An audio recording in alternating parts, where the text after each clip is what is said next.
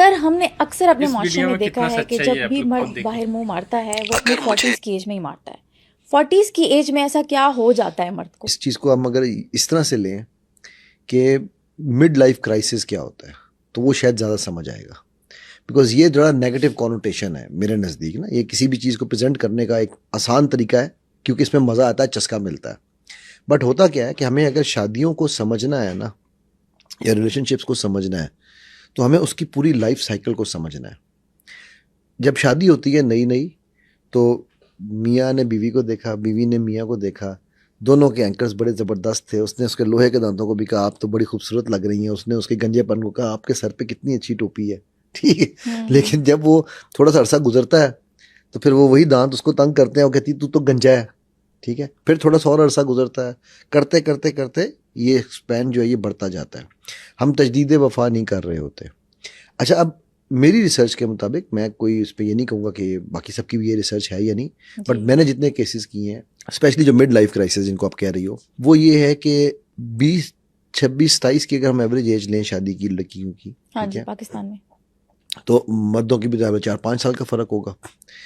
तो वो up until 40 years women are more desirous, उनको ज़्यादा ज़रूरियात होती हैं, उनकी उनकी जो इमोशनल नीड्स हैं वो बहुत हाइटेंड होती हैं, हाँ जी, ठीक है, हाँ जी। उनकी फिजिकल नीड्स बहुत हाइटेंड होती हैं।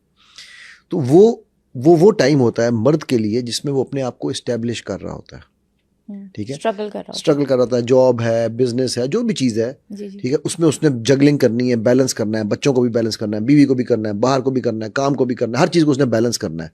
तो वो उस वक्त इतना ज़्यादा वर्कड आउट होता है कि उसको नहीं समझ आ रही होती कि मैंने ये चीज़ों को बैलेंस कैसे करना है। अब वो बीवी कह रही है कि मेरे पास टाइम, तुम्हारे लिए मेरे पास टाइम ही नहीं है। तुम सुबह आ रहे हो, सुबह जाते हो, रात को आते हो, रात को तुम थके हो तो तुम सो जाते हो, ठीक है। जी। अच्छा, बेचारे मर्द मैं इसलिए कह रहा हूँ, को ये नहीं पता कि यार औरतों को हमने खुश कैसे करना है, सेटिस्फाई कैसे करना है, ठीक। वो ये समझते हैं कि जी मैंने इनको प्रोवाइड कर दिया खाना पीना तो सब कुछ मिल गया, ठीक है, फर्ज पूरा हो गया। फर्ज पूरा हो गया। अब औरत उस वक्त, औरत की दुनिया, लेट्स बी ऑनेस्ट, औरत की दुनिया वो मर्द है, ठीक है। वो ना अपने माँ बाप के पास अब जाके रोएगी, ना वो अपने बहन भाई को जाके सलाह बातें सुनाएगी, ना उसने कहीं और जाना। तो उसकी दुनिया, अच्छा फिर बच्चा आ गया, अब उसकी दुनिया में ऑल्दो एक और एलिमेंट आया जिससे उसका प्यार डिवाइड हुआ, लेकिन उसकी दुनिया अब भी वही मर्द है, ठीक है। अभी भी उसको सपोर्ट के लिए, हर चीज के लिए रात को उसने उसी के साथ बिस्तर पे सोना है। फाउंडेशन वही है बेसिकली। फाउंडेशन वही है। दूसरा बच्चा आ गया, फिर भी वो डाइवर्ट हो रही है, वो डिवाइड हो रही है, बट उसकी वो जो है ना एक पिलर उसका, जी जी। वो मर्द है जिसके साथ उसने हर चीज शेयर करनी है। मर्द कहता है यार ये मैं इस वक्त मेरा दिमाग खा रही चाट रही है, मैं बेहतर है मैं सो जाऊं। हाँ, मुझे काम ही नहीं करने देती, सपोर्ट ही नहीं करती। ठीक है, अब मैं थका आ रहा हूँ, या कि मुझको करेगी। अच्छा, उसमें औरतों का प्रॉब्लम ये है कि वो जब बंदा आता है ना, मैं हमेशा कहता हूँ जब वो दरवाजा खोले ना, चाहे तुम्हारे सर पे आसमान गिर गया हो, स्माइल से मिलो, ठीक है। जब तुम स्माइल से मिलोगी तो वो मर्द को पहला वो तुम्हें रेसिप्रोकेशन में स्माइल देगा। ऐसे हो नहीं सकता कि आप स्माइल दें तो अगला क्या चपेड़। हाँ एग्जैक्टली, सही कह रहे हैं बिल्कुल। तो अब वो हमारी औरतें मिलती कैसे हैं, तुम इस वक्त आ रहे हो, कुछ टाइम है, आपको पता है आज क्या हुआ, आपकी अम्मा ने मुझे आपकी क्या अम्मा कह ने दिया। क्या कह दिया, एग्जैक्टली राइट। हाँ। सो वो क्या होता है कि वो फिर रिपल्शन शुरू हो जाती है। अच्छा, फिर वो डायरेक्ट अटैक भी अम्मा से ही शुरू होता है, जो उनके दिल के सबसे करीब होती है। मैं बल्कि उस पर वो एक हदीस कोट किया करता हूँ, एक वाकया, हदीस तो नहीं, एक वाकया है साहबा का, साहबिया का एक, कि वो उनके शौहर जो थे वो मुजाहिद थे, और जब कारोबार जो भी से सब जाते थे बाहर, तो वो जब उनका बच्चा बीमार था, गलबन अबू तलहा नाम था, मेरे जिन से नाम निकल जाता है, तो वो उन्होंने जब घर आए तो बच्चा फौत हो चुका हुआ था। तो बेगम को उन्होंने पूछा बच्चा कैसा है। बेगम ने उनको बिठाया, प्यार इस्तकबाल किया, तैयार हुई उनके लिए, खाना खिलाया, खाने के बाद पूरी रात उनके साथ बिस्तर पे गुजारी। अगले दिन सुबह उठ के उनको पूछा कि अगर अल्लाह जो है वो आपको, या कोई बंदा आपको कोई इमानत दे तो आप क्या करेंगे। उसने कहा मैं फ़ौरन वापस करूंगा। उसने कहा फिर अल्लाह ने जो इमानत दी थी वो वापस ले ली। अब देखो कितनी हिकमत थी इस सारे मामले में, ठीक है। काश हमारी औरतें, वैसे तो वो बड़े बड़े दावे कर रही हैं, काश वो ये हिकमत सीखे, ये समझे कि यार आपने वो जब फर्स्ट टाइम उसको मिलना ना, जितनी अब माँ के लिए एक छोटे बच्चे की मौत कितनी बड़ी तकलीफ है, बहुत बड़ी, ठीक है। तो वो जो है वो उसके ऊपर वो लाश अंदर पड़ी हुई है, अभी दफनाई नहीं है, ठीक है, लेकिन वो बाहर ये बैठ के सब कुछ कर रही है, ठीक है। सोचो ना, वो औरत नहीं है क्या। सो अब ये हमारी औरतों को भी समझना ज़रूरी है। वो जब उनके साथ नेगेटिव एंकर्स, हम कहते हैं एंकरिंग, नेगेटिव एंकर्स जब बिल्ड करती हैं, उनको नेगेटिव तरीके से मिलती हैं, तो शौहर को भी उसकी शक्ल से रिपल्शन होना शुरू हो जाती है, एंड वाइस वर्सा। कई दफ़ा शौहर भी ये काम कर रहे होते हाँ हैं, जी, वो ठीक है। बिल्कुल सही है। Now by the age of 40 औरत ठंडी होना शुरू हो जाती है, हम्म, वो एक्सेप्ट करने लग जाती है कि अब तो यही ज़िंदगी है, 14 साल हो गए हैं, 15 साल हो गए हैं शादी को, हम्म। इसने इसी तरह रहना, इसने तो बदलना नहीं और है। अब बच्चे भी हो गए हैं, क्या बच्चे ही कर बड़े हैं, लेगा, कहाँ ही जाएगा, आना तो मेरे पास ही है। ठीक है, तो बच्चे बड़े हैं मेरे, मैं बच्चों को संभालूंगी, मुझे नहीं चाहिए वो। अब जब मर्द उस वक्त थोड़ा सा सेटल हो चुका होता है, वो होना अपनी शुरू होता है, होना शुरू होता स्टेबल है, होना शुरू स्टेबल होता होना है। शुरू होता है, तो अब वो कहता है कि अच्छा अब आओ।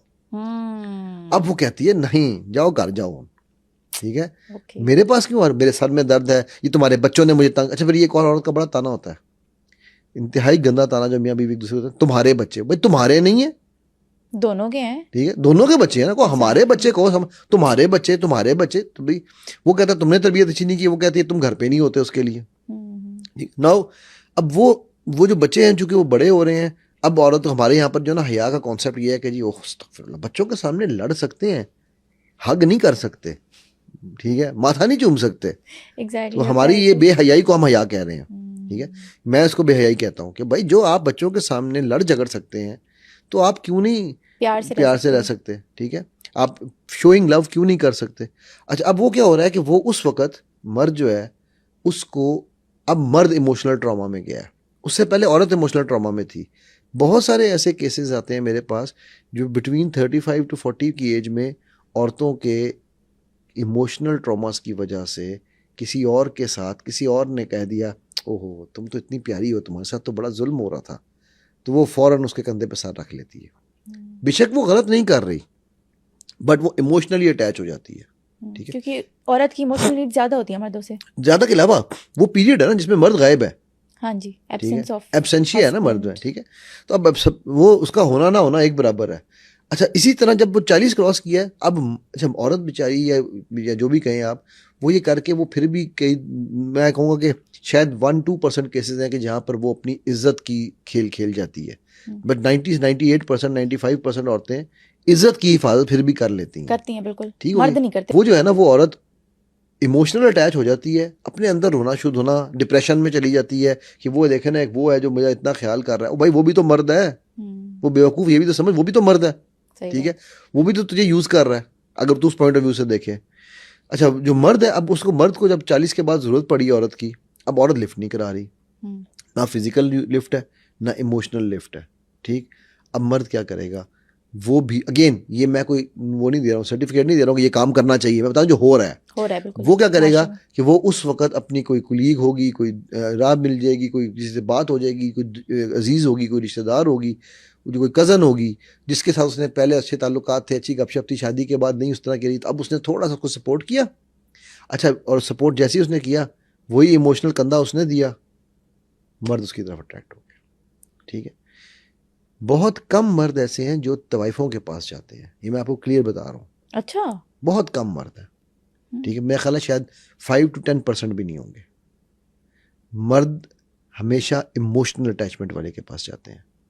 अगर वो किसी तवाइफ के पास भी जाएंगे तो वो उसके पास जाएंगे जो उनको इमोशनली कनेक्ट करेगी, ठीक है, क्योंकि अब ये देखो ना उनको जो घर में नहीं मिल रहा था अब उनको वो बाहर मिल रहा है।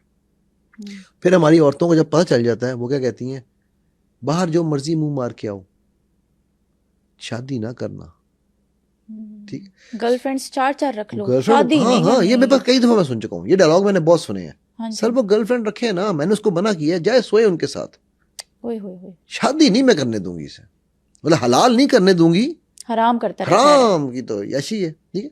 अब ये डायनामिक्स जो है, ये अब एज ग्रुप देखो कि मर्द जो है वो 40, 43, 44, 45, 46 की एज में है, औरत जो है वो 40, 41 की एज में पहुंच रही है, ठीक है।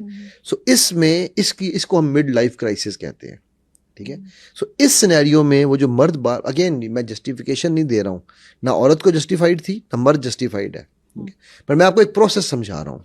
लेकिन सर सम केसेस में ऐसे होता है कि औरतें मॉरली, फाइनेंशियली, फिजिकली हर तरीके से मर्द को सेटिस्फाई कर रही हैं, ठीक है, लेकिन उसके बावजूद भी मर्द बाहर जाता है, मुंह मारता है, मैंने देखा है। ओके समीरा, देखो आपने कहा मॉरली, फाइनेंशियली, फिजिकली, इमोशनली, 4 तरीके से आपने ये बात कही, ठीक है। मैं एक्सेप्शंस की बात नहीं करूंगा. There are exceptions which are less than 10%. मैं 90% मेजॉरिटी की बात करता हूँ.